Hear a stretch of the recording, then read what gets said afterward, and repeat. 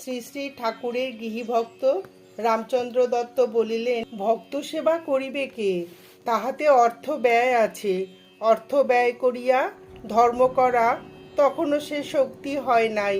একদিন সহসা পরমহংসদেব আমাদের বলিলেন, কবে তোমাদের বাটিতে যাইব? কি বলিব ভাবিয়া বলিলাম, যেদিন আপনার ইচ্ছা। তিনি দিন স্থির করিয়া দিলেন। বৈশাখী পূর্ণিমা, শনিবার, 2রা জুন 1883।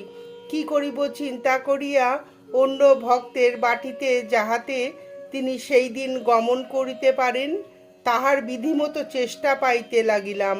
এই সময়ে আমাদের অর্থ উপার্জনের বিলক্ষণ সুবিধা হইয়াছিল এবং কয়েকদিনে শত শত মুদ্রা সংগ্রহ হইয়াছিল। পাষণ্ড আমরা সেই অর্থগুলি একত্রিত করিয়া স্ত্রীর নিকট লুকাইয়া